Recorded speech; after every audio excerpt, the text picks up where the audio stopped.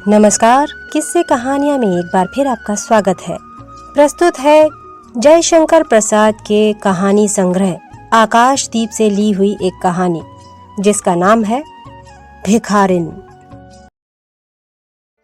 जानवी अपने बालू के कंबल में ठिठुर कर सो रही थी। शीत कुहासा बनकर प्रत्यक्ष हो रहा था।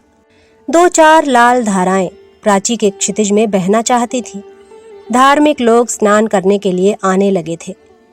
निर्मल की मां स्नान कर रही थी और वह पंडे के पास बैठा हुआ बड़े कुतूहल से धर्म भीरू लोगों की स्नान क्रिया देखकर मुस्कुरा रहा था। उसकी मां स्नान करके ऊपर आई। अपनी चादर ओढ़ते हुए स्नेह से उसने निर्मल से पूछा, क्या तू स्नान न करेगा? निर्मल ने कहा, नहीं मां, मैं तो धूप निकलने पर घर पर ही स्नान करूंगा। पंडा जी ने हंसते हुए कहा, माता, अब के लड़के पुण्य धर्म क्या जाने, यह सब तो जब तक आप लोग हैं तभी तक है।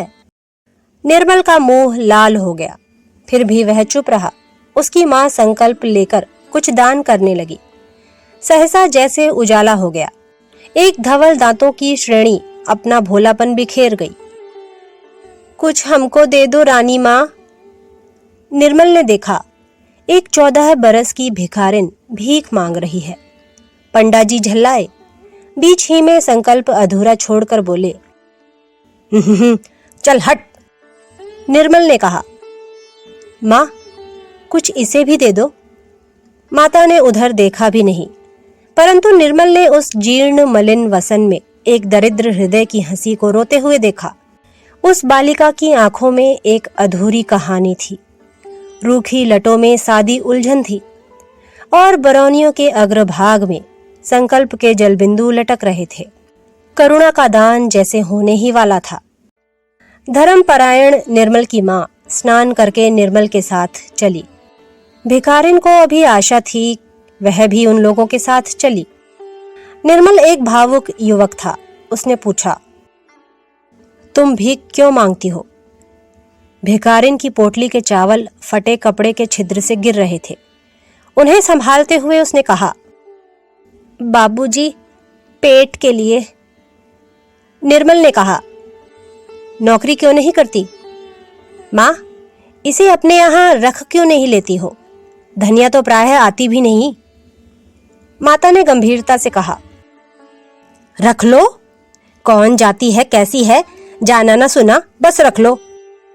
निर्मल ने कहा, मां, दरिद्रों की तो एक ही जाति होती है। मां झल्ला उठी और भिखारिन लौट चली।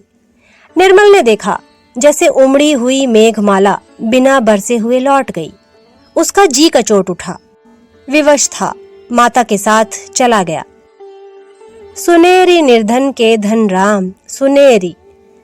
भैरवी के स्वर पवन में आंदोलन कर रहे थे। धूप गंगा के वक्ष पर उजली होकर नाच रही थी। भिखारिन पत्थर की सीढ़ियों पर सूर्य की ओर मुंह किए गुनगुना रही थी। निर्मल आज अपनी भाभी के संग स्नान करने के लिए आया है। गोद में अपने 4 बरस के भतीजे को लिए वह भी सीढ़ियों से उतरा। भाभी ने पूछा, निर्मल, आज क्या तुम भी पुण्य संचय करोगे?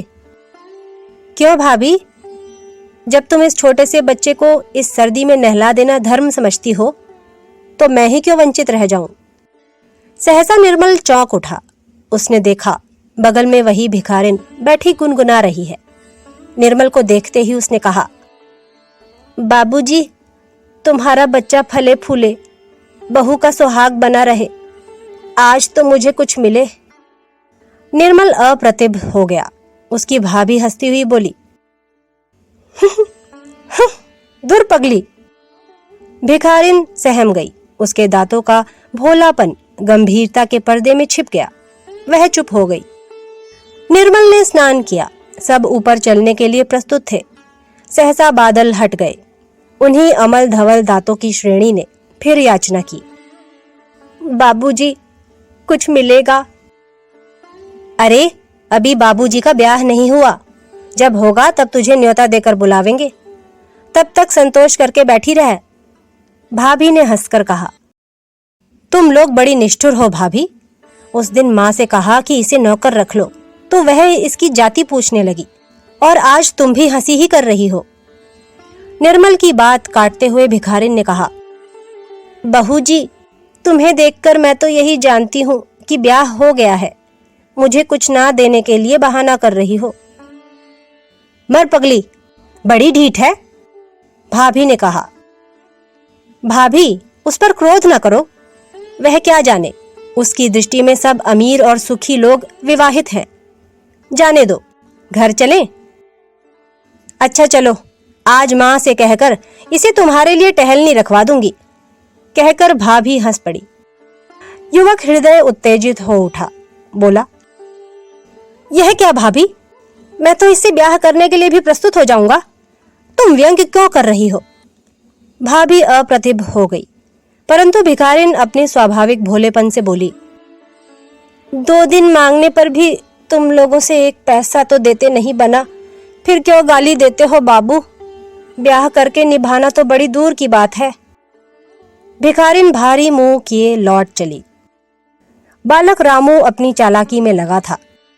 माँ की जेब से छोटी दुअन्नी अपनी छोटी उंगलियों से उसने निकाल ली और भिखारिन की ओर फेंक कर बोला, लेती जाओ ओ भिखारिन।